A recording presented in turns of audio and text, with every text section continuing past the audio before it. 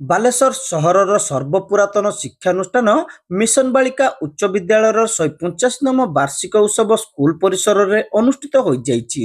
ସଦର ବିଧାୟକ ମାନସ କୁମାର ଦତ୍ତ ଏଥିରେ ମୁଖ୍ୟ ଅତିଥି ଭାବେ ଯୋଗଦେଇ ଉତ୍ସବକୁ ଉଦ୍ଘାଟନ କରିବା ସହିତ ବର୍ତ୍ତମାନ ସମାଜରେ ନାରୀ ଶିକ୍ଷାର ଗୁରୁତ୍ୱ ସମ୍ପର୍କରେ ଆଲୋକପାତ କରିଥିଲେ। ସଂସ୍କାରଯୁକ୍ତ ସମାଜ ଗଠନରେ ନାରୀର ଭୂମିକା ଗୁରୁତ୍ୱପୂର୍ଣ୍ଣ ହୋଇଥିବା ବେଳେ ନାରୀ ଶିକ୍ଷାର ବିକାଶ ହିଁ ଏହାକୁ ଆଗକୁ ନେଇପାରିବ ବୋଲି ସେ କହିଥିଲେ। ସେତେବେଳେ ରେଭେନ୍ସା ଗାର୍ଲସ ହାଇ ସ୍କୁଲ କଥା ମନେ ପଡୁଥିଲା।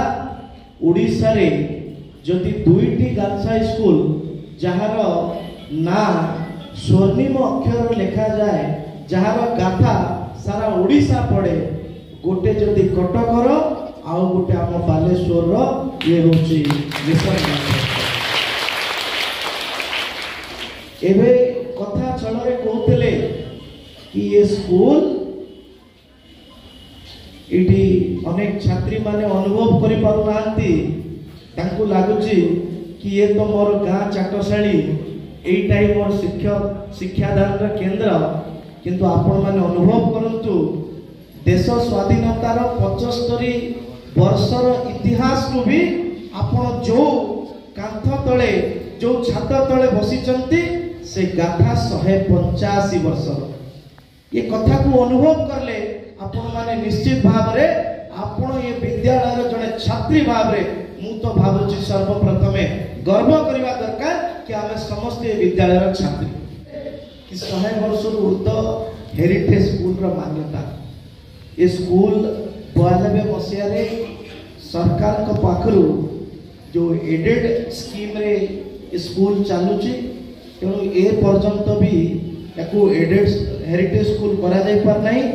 जेहेतु मंचासी समस्त अतिथि मानकर आवेग अच्छी आ मोर छात्र छात्री आवेग अच्छी, मु निश्चित भाव रे ये स्कूल को हेरिटेज स्कूल करबा पई समस्त प्रकार सहयोग हम।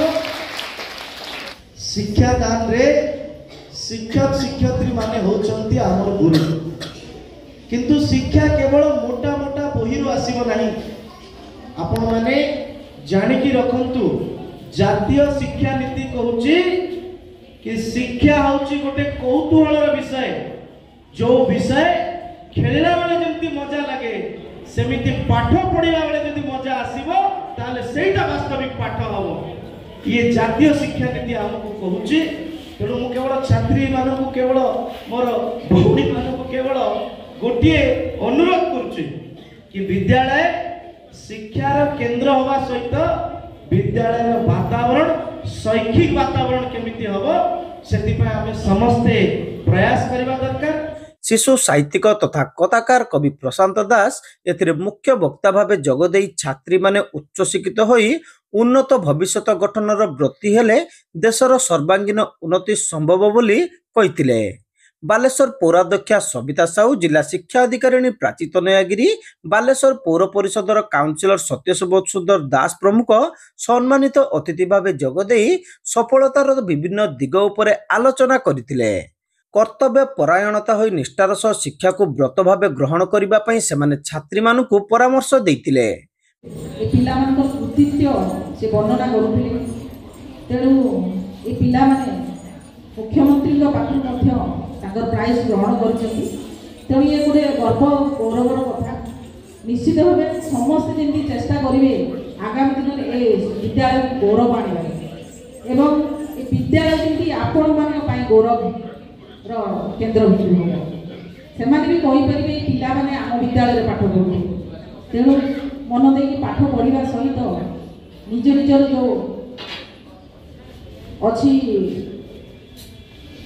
टैलेंट अच्छी कि प्रतिभा अच्छी से प्रतिभा विकास क्षेत्र में गुरुत्व निश्चित सेते संख्यार बालिका मैंने पढ़ा आसुँच, तो निश्चित भाव यहाँ मो भावुची जे अंचलवासी तथा आम विद्यालय समस्त कर्मकर्ता श्रेय जे गोटे सिंगल स्ट्रक्चर हिसाब से गोटे गर्ल्स हाई स्कूल को एत वर्ष धरी आगे आगे चलते। निश्चित भाव शुभेच्छा देवी, गुण विशेष देवी जे परवर्ती पर्यायर विद्यालय आगू आगू आहरी उत्तरोत्तर उन्नति करू।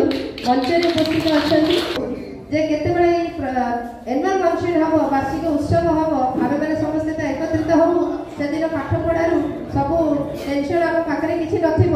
विद्यालयर प्रधान शिक्षक हिमांशु कुमार नायक एथिरे सभापतित्व करथिले। शिक्षयित्री असीमा प्रधान स्वागत भाषण प्रदान करथिबा बेले ओळकापाड़ी अतिथि मानकर परिचय प्रदान करथिले। विद्यालयर वरिष्ठ शिक्षक देवेंद्र कुमार महांती वार्षिक विवरणी उपस्थापना करथिले। शिक्षयित्री हरप्रिया सेंड शेष समस्त को धन्यवाद अर्पण करथिले। पूर्वर आयोजित विभिन्न प्रतियोगिता कृति प्रतियोगी मानकु अतिथि माने पुरस्कृत करथिले। सभा परे विद्यालयर छात्री मानक द्वारा सांस्कृतिक कार्यक्रम परिवेषण करा जायतिला। विद्यालयर समस्त शिक्षयित्री और कर्मचारी समस्त कार्यक्रम परिचालन रे सहयोग करथिले।